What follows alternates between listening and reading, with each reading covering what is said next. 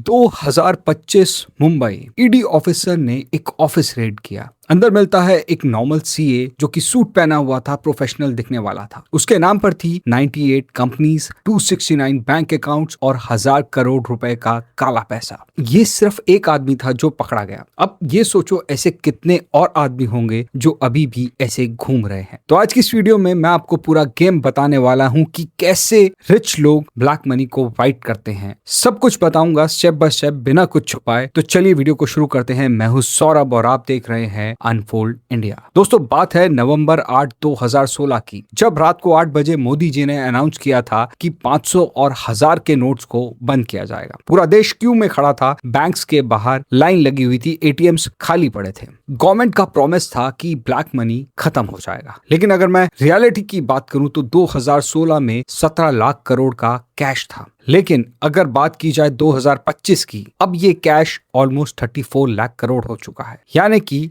ये almost double हो चुका है। 8 साल बाद पैसा डबल हो गया और ब्लैक मनी खत्म नहीं हुआ। ऐसा क्यों? क्योंकि जिनके पास ये ब्लैक मनी था उन्हें पता था एग्जैक्टली क्या करना है। तो आज की इस वीडियो में मैं आपको वो मेथड दिखाने वाला हूं जिससे डीमोनेटाइजेशन के बाद भी ये गेम चलता रहा। सबसे पहले दोस्तों, ये समझना जरूरी है कि ब्लैक मनी आखिर में है क्या। ब्लैक मनी वो पैसा है जिस पर टैक्स नहीं दिया गया, गवर्नमेंट को पता नहीं, कोई ऑफिशियल रिकॉर्ड नहीं। ये पैसा ओपनली खर्च नहीं कर सकते, कार नहीं खरीद सकते, प्रॉपर्टी रजिस्टर नहीं कर सकते। तो इस पैसे को क्लीन करना पड़ता है और इसे कहते हैं मनी लॉन्ड्रिंग। अब बात करते हैं दोस्तों ऐसे 5 तरीके जिनसे ये लोग मनी को क्लीन करते हैं। पहले मेथड की अगर बात की जाए तो वो है इंडिया का सबसे पुराना ट्रेड, रियल एस्टेट, जमीन और प्रॉपर्टी। अब सोचो ऐसे कि एक बिजनेसमैन के पास 50 करोड़ का ब्लैक कैश है। वो प्रॉपर्टी खरीदता है ऑफिशियली सिर्फ 1 करोड़ रुपए में, डॉक्यूमेंट्स में भी 1 करोड़ रुपए लिखा हुआ है। बाकी का 49 करोड़ जो है वो कैश दिया जाता है, यानी कि टेबल के नीचे दिया जाता है, कोई रिकॉर्ड नहीं। फिर बाद में 5 साल बाद प्रॉपर्टी 60 करोड़ में बेची जाती है। उसके पास 60 करोड़ वाइट का पैसा है। और इसके ऊपर एक और वर्जन है जिसे बोलते हैं बेनामी प्रॉपर्टी, मतलब कि किसी और के नाम पर प्रॉपर्टी, ड्राइवर के नाम पर, कुक के नाम पे, और उस बेचारे ड्राइवर को पता भी नहीं कि उसके नाम पर 10 करोड़ की कोठी है। अब 8 साल बाद डीमोनेटाइजेशन होता है, लेकिन रियल एस्टेट स्टिल इंडिया का नंबर 1 ब्लैक मनी चैनल बन जाता है। अब बात करते हैं दोस्तों दूसरे मेथड की, जो है शेल कंपनीज। ये थोड़ा सा आपको गुस्सा दिला सकता है, बट आप नोटिस करो कि हम सैलरी पर हैं, 30% टैक्स भरते हैं, टीडीएस कटता है, जीएसटी भरा जाता है और हर चीज का हिसाब होता है। लेकिन कुछ ऐसे लोग हैं जो 1000 करोड़ का पैसा घुमा लेते हैं बिना एक पैसे का टैक्स दिए। अभी कैसे करते हैं? ये किया जाता है शेल कंपनीज के थ्रू। अब शेल कंपनी नाम सुन के लगता है कोई सीपी बिजनेस कर रहा है, लेकिन ये सीपी के अंदर बिल्कुल खाली होता है। थोड़ा समझते हैं कि ये काम कैसे करता है। स्टेप 1 में एक फेक कंपनी बनाई जाती है, 500 रुपए में कंपनी बन जाती है। उसमें ब्लैक कैश जो है वो डाला जाता है इन्वेस्टमेंट दिखाते हुए। फेक इनवॉइसेस बनते हैं, जैसे कि कंसल्टिंग फीस, माल सप्लाई और कुछ भी करके आप फेक इनवॉइसेस बनवा लेते हैं। कंपनी की इनकम दिखाई जाती है, टैक्स भरा जाता है और इस तरीके से ये पैसे को वाइट किया जाता है। और एक कंपनी से दूसरी कंपनी और दूसरी से तीसरी, यानी कि इतनी कंपनीज की ट्रैक करना भी एक नाइटमेयर हो जाए। और 2025 में एक आदमी ने 98 शेल कंपनीज बनाई, 269 बैंक अकाउंट्स खोले और 1000 करोड़ रुपए का मनी लॉन्ड्रिंग किया। और इसमें सीए इन्वॉल्वमेंट कंफर्म की गई, चाइना से कनेक्शन भी निकाला गया इस केस में। फॉर्मर ईडी डायरेक्टर ने खुद ये कंफर्म किया कि ये फैंटेसी नहीं, ये डॉक्यूमेंटेड रियलिटी है। अब आते हैं दोस्तों सबसे सिनेमैटिक मेथड पे, हवाला। इमेजिन करो रात के वक्त एक बंदा दिल्ली में एक छोटी सी दुकान पर जाता है, काउंटर पर एक आदमी बैठा है, दोनों एक दूसरे को देखते हैं और कुछ वर्ड्स एक्सचेंज करते हैं। 1 करोड़ कैश टेबल पर, कोई रिसिप्ट नहीं, कोई डॉक्यूमेंट नहीं, और 4 घंटे बाद दुबई में बैठा दूसरा आदमी 1 करोड़ इक्विवेलेंट दिरहम उठा लेता है। कोई वायर ट्रांसफर नहीं, कोई बैंक रिकॉर्ड नहीं, कोई टैक्स नहीं और कोई भी प्रूफ नहीं। हवाला यानी कि zero paper trail, funds India से बाहर निकल जाते हैं इनविजिबली। ये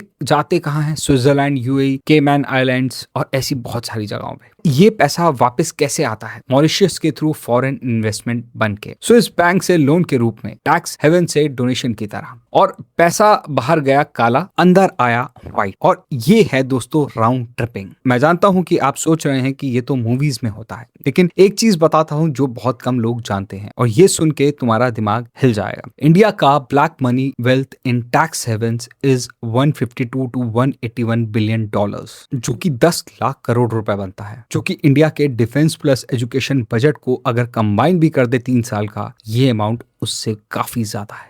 और ये पैसा टैक्स पेयर का पैसा है, आपका पैसा है, जो स्कूल्स में हॉस्पिटल्स में जाना चाहिए था। 2 और मेथड्स बाकी हैं और वो भी काफी इंटरेस्टिंग है। एक मेथड जो इंडिया के कल्चर से डायरेक्टली कनेक्टेड है, यानी कि गोल्ड, सोना और जेवर। हम इंडियंस गोल्ड को सिर्फ लव के लिए नहीं खरीदते, कई लोग ऐसे हैं जो इसे फाइनेंशियल टूल की तरह भी यूज करते हैं। शादी में गिफ्ट के नाम पर जो गोल्ड दिया जाता है, कुछ केसेस में वो भी ब्लैक मनी कन्वर्ट करने का एक जरिया होता है। इंडिया में 20 लाख से ज्यादा कैश कैरी करने पर स्क्रूटनी होती है। अब इसका सॉल्यूशन क्या है? 50 करोड़ की डायमंड ज्वेलरी पहनो, दुबई की फ्लाइट लो, वहां बेचो और क्लीन मनी वापस ले आओ। और India is 8th globally in black market generation. Major chunk moves via gold and diamond routes through Dubai, Singapore and Hong Kong. और लोकली भी ये काम बहुत बड़े पैमाने पे होता है। 50 लाख का ब्लैक कैश लेके ज्वेलरी शॉप में जाओ, इनवॉइस लो, 50 लाख की ज्वेलरी खरीदी, सेल करो, व्हाइट पैसा, और सिंपल, अनट्रेसेबल और बहुत कॉमन। अब आते हैं दोस्तों 2024 और 2025 के मेथड की बात करते हैं, जिस पर गवर्नमेंट अभी भी पूरी तरह पकड़ नहीं बना पाई। क्रिप्टो करेंसी कैसे काम करता है? स्टेप 1 में P2P प्लेटफॉर्म से एनोनिमसली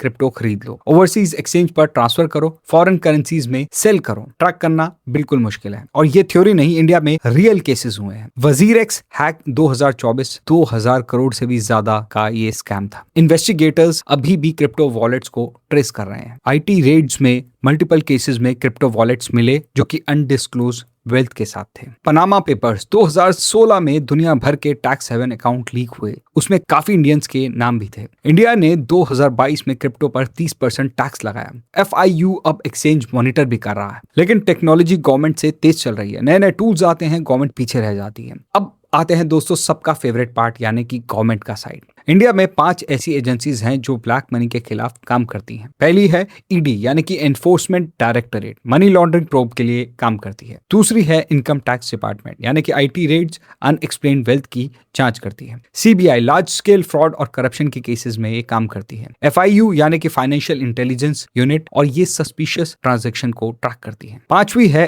SFIO यानी कि कॉर्पोरेट फ्रॉड्स और शेल कंपनीज पे ये नजर रखती है। और सबसे पावरफुल वेपन दोस्तों PMLA यानी prevention of money laundering act. इस एक्ट के अंदर 30% टैक्स लगता है ऑन अनडिस्क्लोज इनकम, उसके ऊपर 90% की पेनल्टी लगती है और उसके ऊपर 7 साल की जेल की सजा भी है। मार्च 2025 में 1021 असेसमेंट हुए, 21,719 करोड़ टैक्स डिमांड्स हुए, 13,300 करोड़ की पेनल्टी लगी और 163 प्रोसिक्यूशन कंप्लेंट्स हुई। और गवर्नमेंट ने नए स्टेप्स भी लिए हैं। पैन आधार लिंकिंग, 2 लाख से ज्यादा का ऊपर कैश के लिए आपको पैन मैंडेटरी है। प्रॉपर्टी रजिस्ट्रेशंस अब स्कैनर्स के अंडर हैं। फेसलेस टैक्स असेसमेंट्स भी हो रही हैं। और वो 2025 वाला मास्टरमाइंड, 98 कंपनीज, 269 अकाउंट्स और 1000 करोड़ वाला चाइना कनेक्शन वाला आज जेल में है। गवर्नमेंट काम कर रही है लेकिन पूरी तरह से काम नहीं हो रहा। क्यों?